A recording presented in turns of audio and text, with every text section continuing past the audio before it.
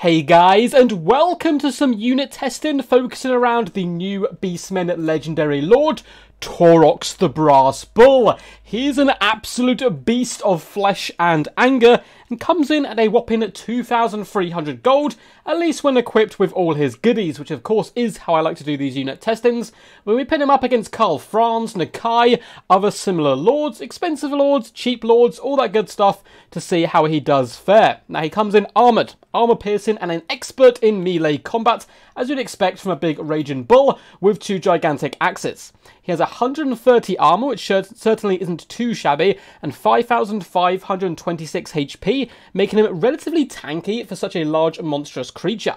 He has 85 leadership, 64 speed, 53 melee attack, which is flaming attacks, which is both a pro and a con depending on who you're facing. He has 47 melee defense, 500 weapon strength. We can see 375 of that is indeed armor piercing weapon strength, and a relatively respectable 54 charge bonus. Of course, we're going to be bringing him with all his goodies. He does come in with missile resistance. He's a siege attacker, causes fear, has encourage and all that good standard stuff we don't really need to worry about too much. But he does come with Blood Creed, increases melee attack, charge bonus and leadership, plus given immune to psychology when engaged in melee, which is certainly very lovely. So in other words, he does have some nice frenzy traits. He has Slaughter Core, which does buff melee attack, charge bonus and leadership of himself and I believe friendly foes within, or friendly allies within a 40-meter radius. He's coming in with the Rune Tortured Axes, plus 15% armor piercing weapon damage, extra 10 melee attack and 15% base weapon damage. And on top of that, we have the Blood Beast, causes fire damage. Basically, this is a little explosion. A few lords have this. Quick Head Taker has it, for example. Just if he gets bogged down amongst infantry, you pop this, it gets rid of the chaff, kind of flings stuff in all directions, and he can escape once more. But it does apply burn, which is actually quite powerful in the late game. More importantly, his most effective lord ability, the Brass Body, plus 40% damage resistance and an extra 24 melee attack. This must be popped and is recharge only in combat, which is one of the downsides of it. So you're going to be able to use it once or twice during a battle, but it certainly can do rather good work. He's going to be up against our boy, the mighty Nikai here today, coming in at 2,166 gold, I should say. So you may have noticed he's actually come in with a bit of a cost reduction. He also increases mass quite considerably. I don't think it's helped him out too much of pushing through troops, but who knows. The computer will countercharge here, and these lads will get fighting. Nikai gets sent tumbling, as Taurox does start popping all his buffs and debuffs, including the Brass Body here. Primal Roar has been popped by Nikai, and that does certainly help him out quite a bit, but the Brass Bull is a horrifically terrifying foe, particularly with that 40% damage resistance. Nikai simply can't break through, and you can see the Brass Bull really going to town here on our boy Nikai. Cold Blow popped a little bit too early there by the computer, but it doesn't seem to be helping him out too much here, as the Brass Bull does go around his work. Now, he's meant to be anti-infantry, so this isn't the optimal fight for him. He's not an anti-large combatant, but he does hit like a semi-truck on roids, and yeah, that's certainly going to be the case here today. You can see Nikai is taking an absolute beating. Brass Body has now come off Taurox the Brass Bull, but, you know, he's given it as good as he gets. Well, actually, far better, as Nikai is suffering really badly. Now, I have done this multiple times, and this isn't always the case, interestingly enough. Sometimes Nikai can run it pretty damn close. I'm actually going to showcase another replay in just a second as well, of how this can swing definitely very differently. Taurox has only lost about a fifth of his health here, and has broken the soul of Nikai and forced him off the battlefield. But this isn't always the case. Let's have a look at Taurox versus Nikai, round 2. So here we are, guys, with round 2, the mighty Brass Bull charging towards Nikai once more, who stands stalwart in the face of such dangers. It's going to be an interesting fight, as I said before. Obviously, the Brass Bull did demolish Nikai in round 1, but that certainly isn't always the case, and that's largely down to the Primal Roar effect of Nikai. That extra 40 melee attack really can pay through in abundance. Taurox is not getting to grips with Nikai quite as easily this time, but coming with some big old slices of those axes. Nikai equally coming in with a 1-2 punch.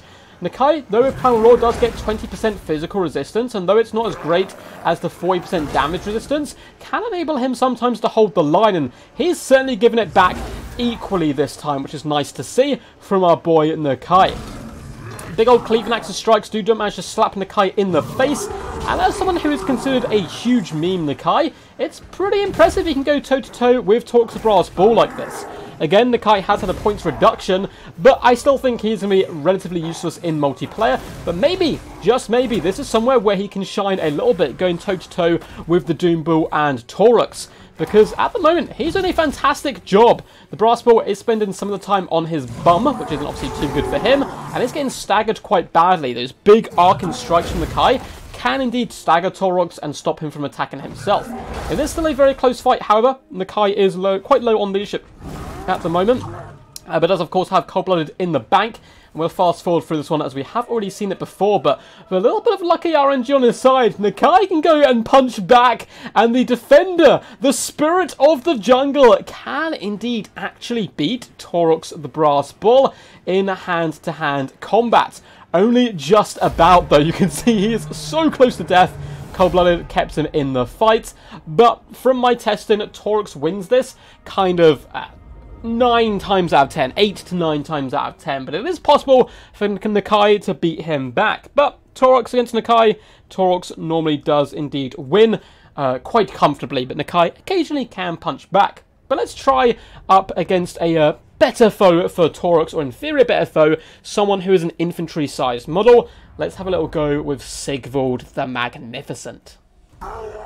So this time, guys, we are up against Siegfried the Magnificent, one of the best duelist characters in the game. He is so sticky and incredibly durable. He does come in, though, at only 1,657 gold, making him quite considerably cheaper than Taurox the Brass Bull, who fully kitted does come in at 2,300. Be interesting to see how these boys fare. Siegfried is not anti-large, but he's a melee expert with perfect vigor. Let's pop all our buffs here as we do charge in. And looks like these guys are going to crash together quite nicely. Now, the problem against Siegfried is he's so goddamn hard to actually connect with. Slippery, stand or die can cause you all kinds of problems, but Taurox, when he connects, boy oh boy, does he hit hard. And Prince Siegfried is much better against infantry than he is up against such large creatures as Taurox himself.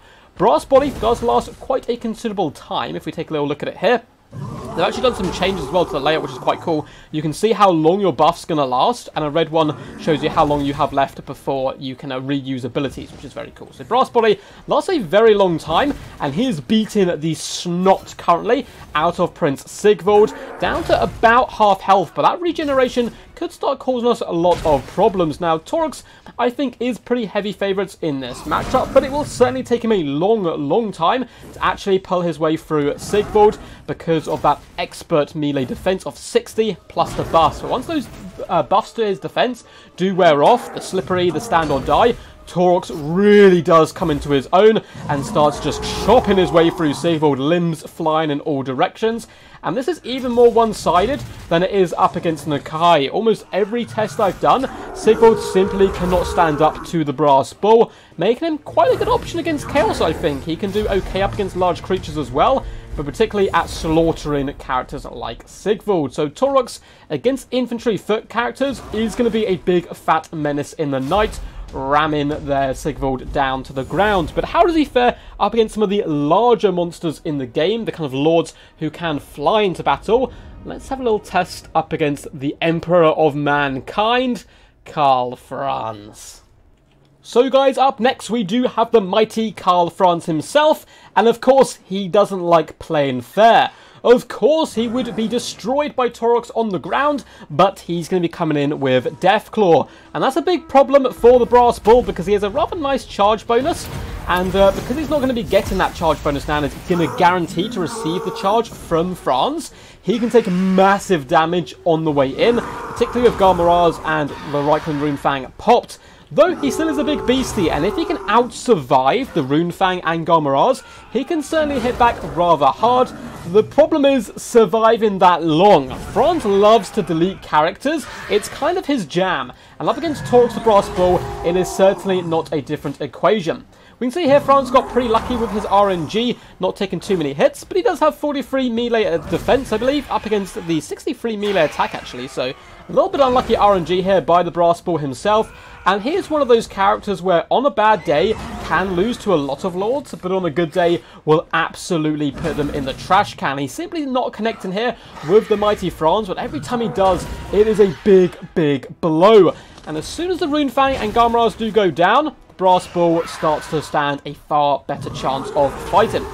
You see, Balanced Power doesn't like us whatsoever. That's because, of course, we have taken a ton of damage early on. Brass Body sometimes as well can really stop the effectiveness of Franz's initial attacks. And the battle's becoming way more even the longer it goes on. You can see both these guys about 2,100 health here, 2,400 on Franz. So only about one hit ahead.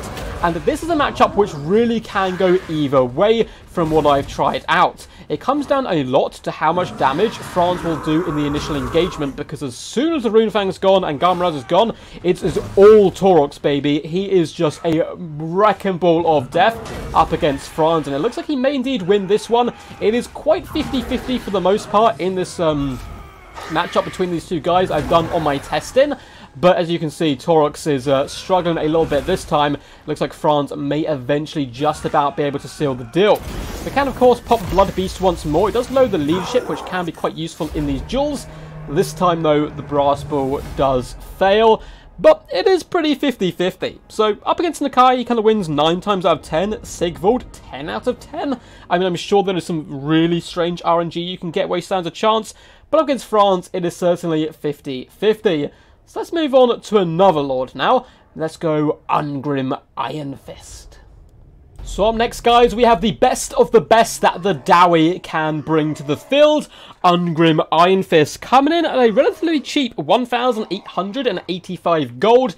He's designed to kill units like Taurox, so I'm certainly expecting to see that here today. He's an anti-large armor piercing specialist, and guess what? Taurox is a large armored beastie, so he's certainly going to have a rough time. However, Ungrim can be slightly squishy. I mean, 120 armor is quite fantastic. 4,000 HP, not bad, but particularly with cycle charging, you can tend to bring down these dwarf characters, although it is considered a high threat at the moment, as we can see the Brass Bull getting ready to charge in. We will pop Brass Body, as well as the Blood Beast coming in here, but look at the damage that he takes from Ungrim. Ungrim, much like all foot characters, are far better at staying on their feet now than they were before, but Taurox the Brass Bull certainly can dish out that damage to Ungrim as well, and it's a far closer fight than you would expect. The Brass Bull can win this one. A big factor, though, for this is that Ungrim is indeed unbreakable, and that can cause him a lot of problems for Taurox the Brass Bull if it does come down to that leadership fight at the end of days.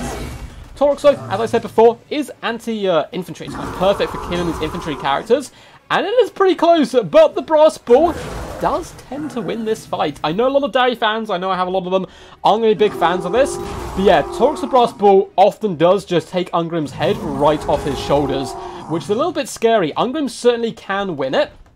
And this is something you're going to be seeing as a recurring pattern with Taurox. It is certainly down to how he feels on the day, if he's going to win these fights. Lost almost down to about a third health all round, but can indeed slaughter Ungrim. Now, Ungrim's still getting good damage value there. He is a fair chunk cheaper than the Brass Bull himself, but I honestly expected Ungrim to do a lot better than he actually does here. And Taurox, just about most of the time, can beat Ungrim, though Ungrim certainly can beat back the Brass Bull if he is feeling right in the mood. So far, it's looking pretty promising for the Brass Bull.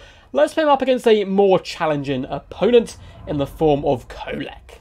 So up next, guys, we have Kodak Sun-Eater the Beast. He is the king of all Dragon Ogres, or the Lord, I should say, also the Lord of the Storm.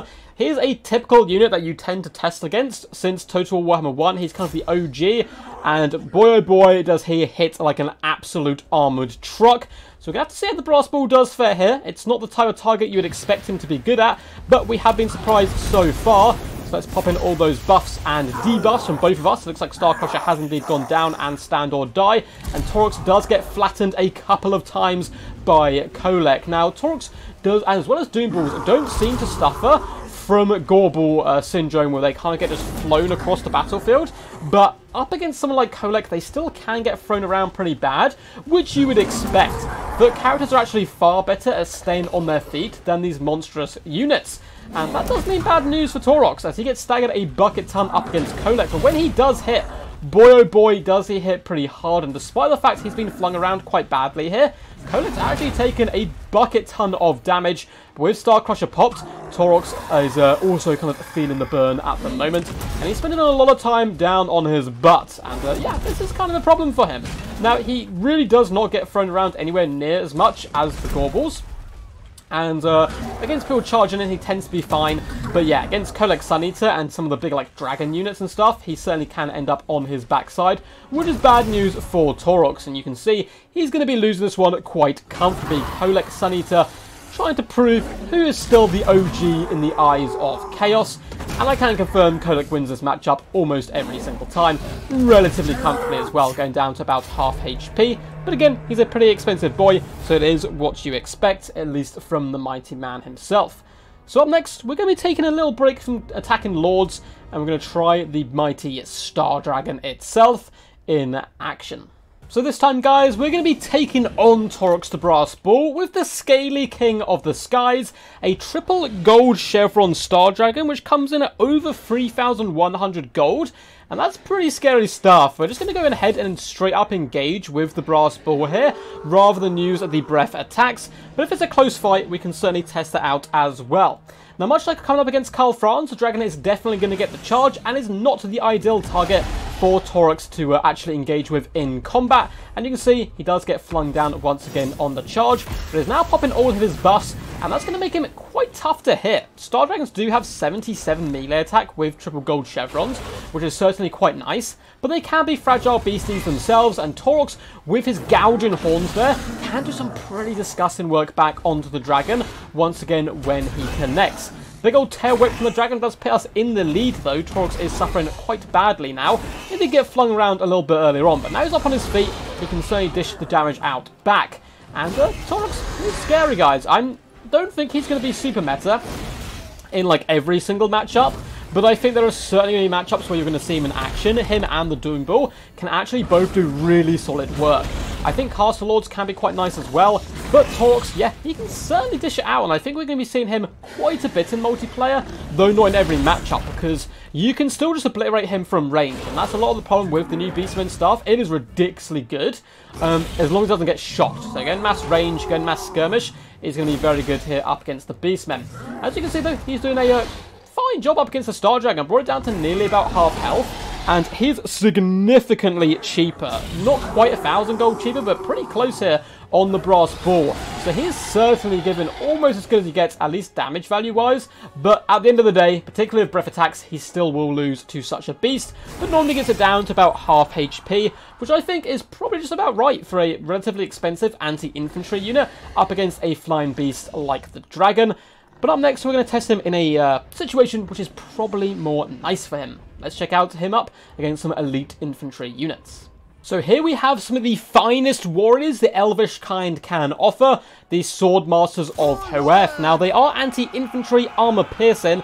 That armor piercing is certainly going to be quite handful up against Taurox and his mighty armor, but he is designed to kill units such as these, and they come in at 1,250 gold. There's certainly not going to be any pushovers here, but they are exactly, exactly half the price, in fact, of the Brass Bull. So he does cost double Swordmasters, at least when fully kitted, which is quite expensive, unfortunately. Taurox, though, doesn't look too fussed at the moment, whipping his axes around. He has some really cool idle animations. I might actually do some videos on the idle animations of the new Legendary Lords. Let me know down below if that is something you'd be interested in. But let's go for a nice surround here, who goes an absolute Kobe straight in to all the Swordmasters. And here you can see his ability at work as well, and it flings down all of the Swordmasters, which is really quite useful if you're trying to escape tricky situations. And a lot of the time, these large creatures, Nikai, Ancient Croxagors, Frog, will get surrounded and slowly dragged down, but you can pop that to get out of a tricky situation. Now, of course, we're up against the computer here. Realistically, Taurox should be saving that, using it, and then cycle charging back in, but he's really not having a bad time at the moment up against Swordmasters, so I'll certainly let him off. You can see he is just decimating these poor Elvish boys, who are getting flung around multiple dead models each swing, already up to 10 kills as he does charge through. And that roll animation, normally Minotaurs kind of only do that on the initial charge, but it does get him out of some quite sticky situation. So with that combined with his lovely explosion ability, he is so good at killing elite infantry. And obviously does the same up against light infantry, although it is slightly less cost effective. The Swordmasters really just don't stand any chance. So this is going to be the last test of the day. I'll probably do some more tests, probably of the Troglodon, which is a unit I think is going to be very powerful. Maybe the Regiment Round Carnosaur as well. But what are my thoughts on Taurox the Brass Bull? I think he's good. Really cool, like, stylistic unit as well, which is certainly needed. And he does bring something that the Beastmen were lacking in the past. This just wrecking ball of a lord. Normally you had the Shadow Gave, he was tanky but couldn't do much, and Malagor, who was super risky. But now you have Taurox the Brass Bull, who can really dish it out with enemy elite infantry. You don't have to be scared of them whatsoever anymore if you do bring the big beastie, and the Gore Bull as well is kind of like just a worse, slightly worse Taurox. Maybe better value for money though, that is still yet to be decided. Be interesting to see how it fares compared to the Ancient Croc Scorpion, a far better pick than Nikai. But I think we will be seeing Taurox quite a bit in multiplayer, and I'm a big fan of him. Does he suit the Beastmen style of play? I think so. You kind of have to use Beastmen quite a lot as a fast hitting force, but now with Jabbersives, Gorgons, they can actually stick it out and kind of mess up the enemy in these long engaged forces. Beastmen can box build, I'm proud to say now. You're going to be seeing that in maybe a day or two actually. I'll probably do a battle on that as well. But yeah, as you can see, Taurox Brass Bull does take considerable damage though, so it's about an even fight. The Swordmasters actually getting probably just about their value back. No, it's quite a bit off actually at the moment, down to 858. It seems like they might break relatively soon, but Taurox is really good in these situations. You can just see puffs of blood mixing with dirt as Taurox laughs and slaughters Swordmasters. This is something that he was born to do, molded to do. When Brass Bull popped, he is really hard to connect with and actually do damage back. It's an ability I think that is very powerful, though the fact it does have to be charged in melee is stopping it from being anything that's too powerful. But yeah, hope you guys enjoyed this unit testing. Taurox performs pretty much as you would expect. Very good up against infantry lords and infantry in general. Struggles more up against the big beasties, even beasts of a similar stature to him. But up against them, if you get the right RNG, he will slaughter them as well. But they're much more risky. You know, the Star Dragons and the Nikais, Franz, it's a lot more hit and miss. But against pretty much any Foot Lord, even Ungrim, who's designed to kill stuff like the Brass Bull will just take his head from his shoulders. Hope you guys enjoyed this video. I know it's something a little bit different than my normal videos, but if you did, feel free to leave a like. Feel free to comment down below as well if you did enjoy, and subscribe for more glorious Total War Warhammer action. Load of links down below in the description if you want to support the channel in any other way. But until next time guys, peace, happy moves, and stay awesome.